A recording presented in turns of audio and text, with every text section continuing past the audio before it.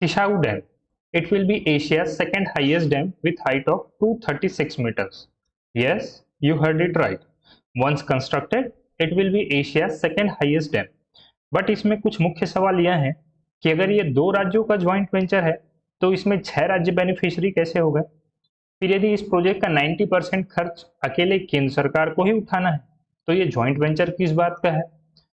फिर जब यह डैम उत्तराखंड और हिमाचल प्रदेश की बाउंड्री पर बन रहा है तो इसमें राजस्थान क्यों शामिल हो रहा है जो इनसे बाउंड्री भी शेयर नहीं करता है। तो ऐसे सारे सवालों के जवाब और इसका इंटरेस्टिंग फंडिंग मॉडल, ये सारी चीजें आपको अगले 5 मिनट में पूरी तरीके से क्लियर हो जाएगी।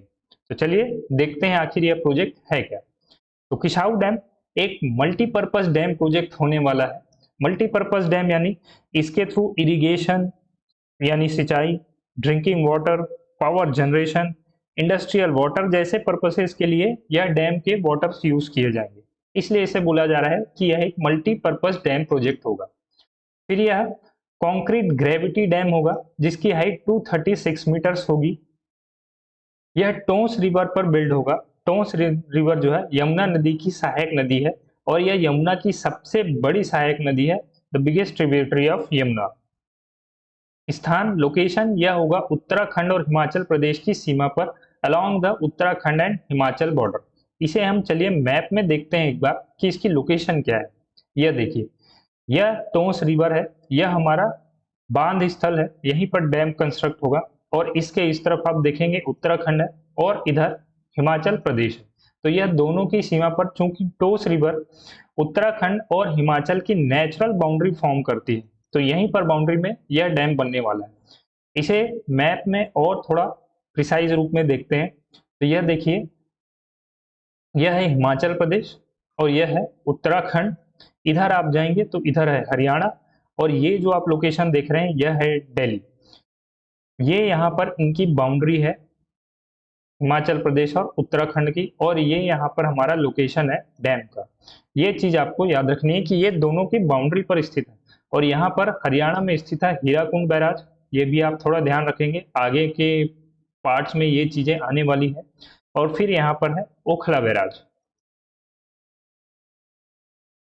इसके 6 बेनिफिशियरी स्टेट्स कौन कौन से हैं यह देखते हैं। तो इसके 6 बेनिफिशियरी स्टेट, वैसे तो precisely 5 state and 1 union territory है, जिसमें हिमाचल प्रदेश, उत्तराखंड ऑब्वियसली शामिल है, फिर उत्तर प्रदेश है, यूनियन टेरेटरी ऑफ दिल्ली है, राजस्थान है और हरियाणा है। इसे भी हम मैप में देखते हैं तो यह देखिए, यहाँ कहीं पर यह डैम कंस्ट्रक्ट होने वाला है और हिमाचल प्रदेश, उत्तराखंड, हरियाणा, राजस्थान, उत्तर प्रदेश और दिल्ली इसके 6 बेनिफिशियरी स्टेट्स हैं। अब इसमें सवाल यह उठता है कि जब डैम यहाँ पर बन रहा है तो हरियाणा तो हमें समझ में आता है, यूपी समझ में आता है, एक बार चलो दिल्ली भी समझ में आता है क्योंकि यहाँ से यमुना रिवर निकल रही है, पर ये राजस्थान यहाँ पर शामिल क्यों हो रहा है। तो इसका जवाब हमको मिलता है 1994 में। 1994 में एक MOU साइन हुआ था, namely upper Yamuna water sharing agreement, under which it was decided that these 5 states and Union Territory of Delhi will use the Yamuna water। यह जो MOU साइन हुआ था इन्हीं 5 राज्य और यूनियन टेरिटरी ऑफ दिल्ली के बीच में हुआ था। इसके अनुसार जो यमुना वाटर है इन 5 राज्यों और यूनियन टेरिटरी ऑफ दिल्ली के बीच में यूज की जाएगी और चूंकि टोस रिवर जो है यमुना की ट्रिब्यूटरी है इसलिए वह भी इस एग्रीमेंट के अंडर आएगी और राजस्थान को भी इसका बेनिफिट मिलेगा। तो यह 5 स्टेट और यूनियन टेरिटरी ऑफ दिल्ली ये बेनिफिशियरी होंगे। अब राजस्थान को इसका लाभ कैसे मिलेगा, तो ये जो हथनी कुंड बैराज है यहाँ कहीं पर, इसके थ्रू यहाँ पर पाइपलाइन निकाली जाती है और ये जो शेखावती रीजन है राजस्थान में, यहाँ पर इरिगेशन पर्पज से और साथ में पेयजल यानी ड्रिंकिंग वाटर के लिए भी वाटर सप्लाई की जाती है। इस प्रोजेक्ट की कुल अनुमानित लागत जो है 11,500 करोड़ की लगभग बताई गई है और यह डैम नेक्स्ट 8 ईयर्स में यानी अगले 8 सालों में बनकर के तैयार होगा, ऐसी रणनीति तैयार की गई है। अब इसके बेनिफिट्स देखते हैं। बेनिफिट्स क्या हैं इसके मुख्यतः, इरिगेशन पोटेंशियल 97,076 हेक्टेयर, 97,076 हेक्टेयर्स के इसमें इरिगेशन पोटेंशियल सृजित होगी।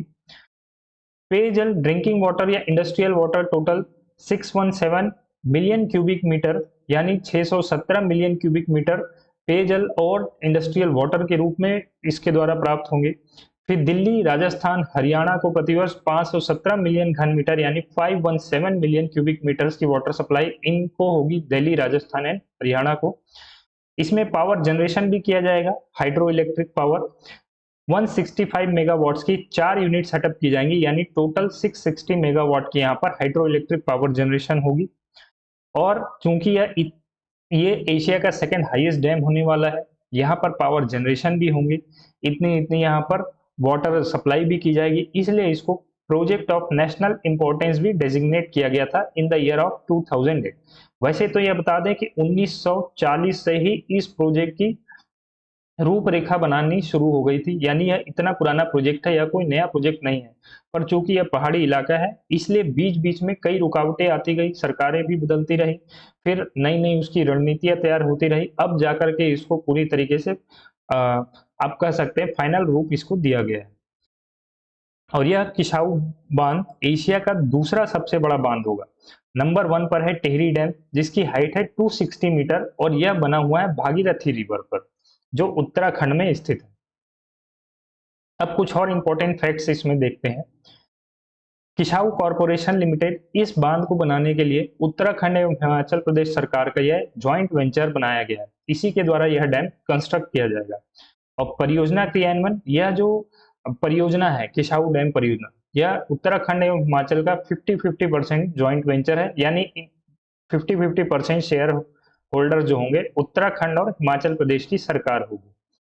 और इस डैम के लिए यह जो डैम कंस्ट्रक्ट किया जाएगा उसके जल घटक लागत का 90% केंद्र सरकार वहन करेगी। Government of India will beer 90% of water component. अब ये वाटर कंपोनेंट क्या होता है, यह हम अगले स्लाइड में कवर करेंगे।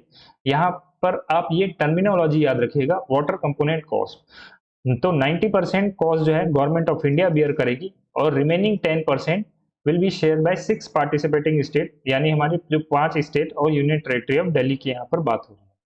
हिमाचल प्रदेश के हिस्से का जल दिल्ली एवं राजस्थान को दिया जाएगा और बदले में राजस्थान और दिल्ली क्या करेंगे, हिमाचल प्रदेश के हिस्से के विद्युत घटक लागत का वहन करेंगे।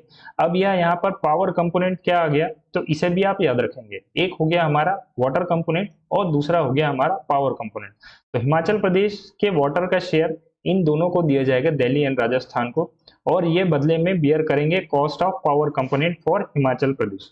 अब ये वाटर कंपोनेंट और साथ में पावर कंपोनेंट ये क्या होते हैं, इसे हम आप समझते हैं। देखिए, कोई भी जब ये डैम कंस्ट्रक्ट होता है, यह प्रोजेक्ट, इसके दो मुख्य पार्ट होते हैं। एक होते हैं वाटर कंपोनेंट यानी डैम कंस्ट्रक्ट करने के लिए जो भी तैयार किए जाते हैं स्ट्रक्चर, जैसे डैम हो गए, रिजर्वायर्स हो गए, कनाल्स हो गए, या पेन स्टॉक पाइपलाइंस वगैरह हो गई, इन सब के जो खर्च आते हैं इनको बोला जाता है वाटर कंपोनेंट। तो इस वाटर कंपोनेंट का डिसाइड किया गया है कि 90% खर्च गवर्नमेंट ऑफ इंडिया उठाएगी और बाकी जो बचे 10% है वह रिमेनिंग स्टेट्स द्वारा कवर किए जाएंगे। ये तो हो गया एक पार्ट। दूसरा पार्ट होता है हमारा पावर कंपोनेंट। चूंकि यहाँ पर हमने देखा पावर जनरेशन भी होने वाली 660 मेगावाट्स की, तो यहाँ पर टरबाइन लगेंगे, जनरेटर लगेंगे, ट्रांसफार्मर्स लगेंगे, यह सब आते हैं पावर कंपोनेंट के अंतर्गत। तो उम्मीद है ये चीजें आपको क्लियर हो गई होंगी। इस वाटर कंपोनेंट का 90% खर्च गवर्नमेंट ऑफ इंडिया उठाएगी, 10% खर्च बाकी के स्टेट्स उठाएंगे। और यह पावर कंपोनेंट में हमने देखा कि हिमाचल प्रदेश के पावर कंपोनेंट का खर्च दिल्ली और राजस्थान मिलकर के उठाने वाले हैं। बाकी यूपी और दिल्ली को आप कह सकते हैं पानी के रूप में, यानी ड्रिंकिंग वाटर, इंडस्ट्रियल वाटर के रूप में बेनिफिट मिलेगा। चलिए इस डैम को थोड़ा देखते भी हैं कि यह डैम का स्ट्रक्चर किस तरीके का होगा। तो यह देखिए कंक्रीट ग्रेविटी डैम होगा। ये जो भी स्ट्रक्चर्स होंगे ये पूरे कंक्रीट के होंगे, इस प्रकार की इनकी स्ट्रक्चर होगी, ये पूरे कंक्रीट के होंगे। यहाँ पर हमने देखा माउंटेन्स, और ये जो छोटा सा एक पावर हाउस है, यहीं पर टर्बाइंस वगैरह सेटअप होंगे। यहाँ से 665 मेगावाट्स की पावर जनरेशन होगी। यह देखते हैं पावर जनरेशन कैसी होती है। तो यह देखिए ये हमारा रिजर्वायर है जहाँ पर पानी संग्रहित किया जाता है, वाटर आपका कलेक्ट होगा। फिर यहाँ से एक पेन स्टॉक निकाली जाती है, यहाँ से पानी होकर के ये टरबाइन के थ्रू होकर के बाहर आती है और ये टरबाइन में हमारी इलेक्ट्रिसिटी प्रोड्यूस होती है। ऐसे 165 मेगावाट्स की 4 यूनिट सेटअप करने का यहाँ पर प्लान है। तो उम्मीद है अब आपको किसाऊ डैम के बारे में पूरी जानकारी हो गई होगी, सारी चीज क्लियर हो गई होगी। तो चलिए मिलते हैं आपसे अगले वीडियो में। इसी प्रकार के और आगे वीडियोस आते रहेंगे। तब तक के लिए जय हिंद।